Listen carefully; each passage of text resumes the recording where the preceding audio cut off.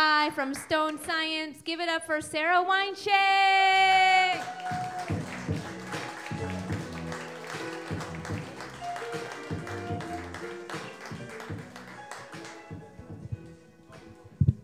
One more time for Esther Koo, everyone. Let her hear it.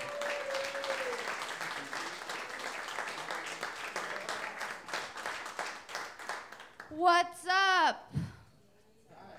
Hi, things are going great for me. I found a cure to my insomnia recently. I downloaded a white noise app that plays the sound of parents fighting. It sounds just like home.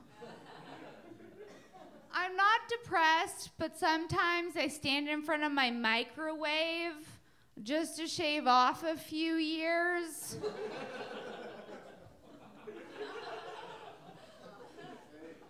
My vibe is postpartum, but I haven't had any kids. I feel like there probably aren't too many murder mystery dinners in Compton.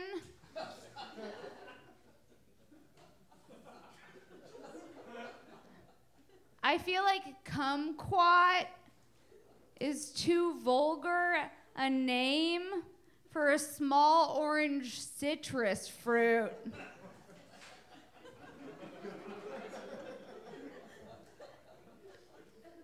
I think the tar pit would be a dope name for a heroin recovery center.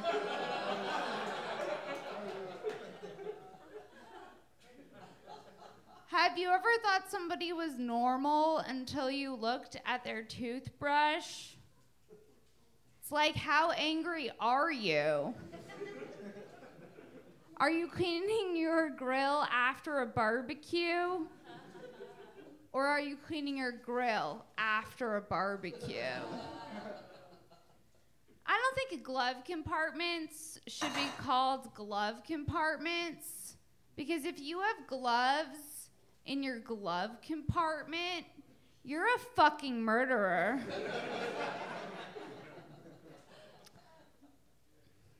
I had my first scone recently, which was disappointing.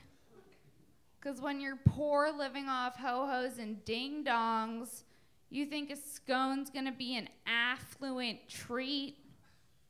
I was all amped. Until I bit into it.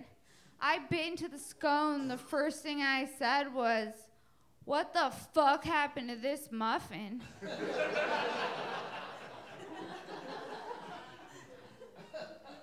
Scones are just 6-day-old muffins. And nobody fucking tells you that they just wait for you to experience it yourself. Some of you have hats, that's cool. I fucks with hats. But what I don't fucks with are visors. Cause what's that bullshit? It's like wear a hat or don't wear a hat.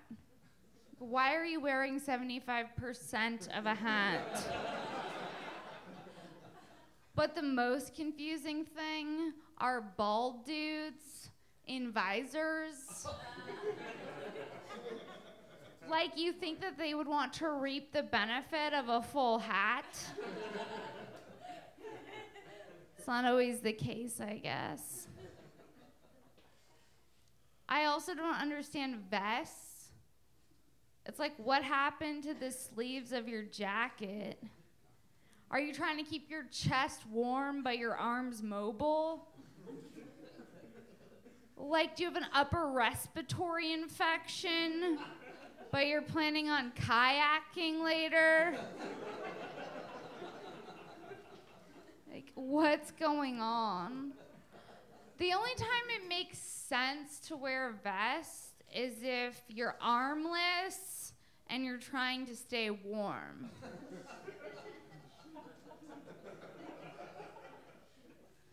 I never trust anyone who carries binoculars, Because only two types of people carry binoculars, and that's birdwatchers and perverts. And everyone knows that birdwatchers are just perverts in disguise. I couldn't stop thinking about how in the 90s, if you wanted to catch your man cheating on you, you would have to scroll through his Rolodex. And I don't know if you've taken a look at a Rolodex recently, but that shit's just like a Ferris wheel of sadness. Like, you would have to wait for him to take a piss so you could take a scroll. He'd be pissing, you'd be scrolling. He'd come out of the bathroom and say, "Babe, what the fuck I tell you about scrolling through my Rolodex?" And then you'd lie and say, "I wasn't scrolling through your Rolodex." And you would both look down at the Rolodex, and one card would still be swaying from the velocity at which you were scrolling while he was pissing. Like, the only thing worse than getting caught scrolling through your man's Rolodex in '94 would be finding another Rolodex. A burner Rolodex. Recently, I had a friend invite me over for casserole, which disgusted me. Because, like, if I wanted casserole, I could just make that shit myself. It's what poor people eat. It's for, like, families of 9 or more. But she continued to invite me over for casserole, so eventually I had to go over and eat it. And after we're done eating, this bitch looks at me and she says, "Please, take some leftovers." And the only thing worse than just straight up casserole is leftover casserole. And there's always leftovers. Like, that's part of what makes it a casserole. She forces these leftovers onto me, scoops them into a Tupperware. And now every day for the last 2 weeks, I have this cunt texting me, asking me when she's gonna get her Tupperware back. It's like, first of all, I don't know whether or not she realizes it, but the price of Tupperware has come down substantially. Like, it's not the 1950s. Second of all, I'm gonna be real with you. That shit's been in the backseat of my car for the last 2 weeks. And I'm not about to open it because it's like a science experiment at this point. It's its own living, breathing ecosystem. The only thing more offensive than forcing somebody to take leftovers and then constantly texting them asking for your Tupperware back is if somebody gives you leftovers in a bag. If somebody gives you leftovers in a bag, that means they fucking hate you. They're like, "Oh, this untrustworthy bitch. I'm not gonna risk losing the Gladware. She's a Ziploc friend." Like, do you know how humiliating it is to leave a dinner party with a bag full of green bean casserole?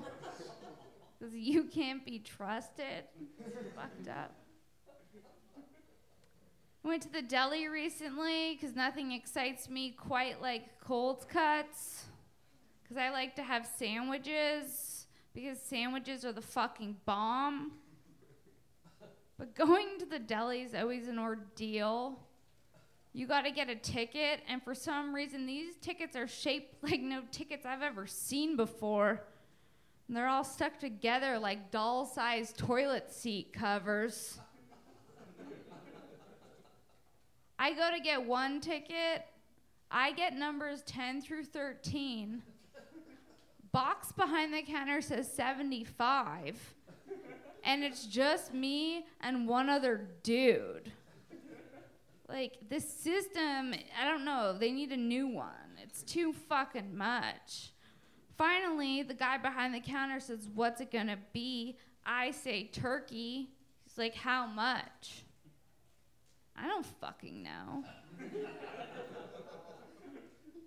They don't teach you that.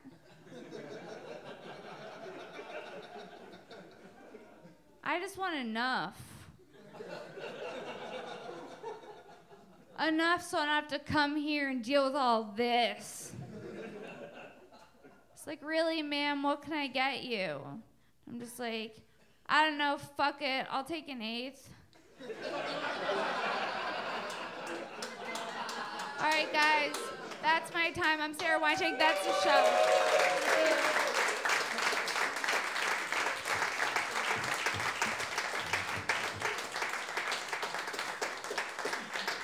That's the show. Get home safe. Thanks for coming out. Bye.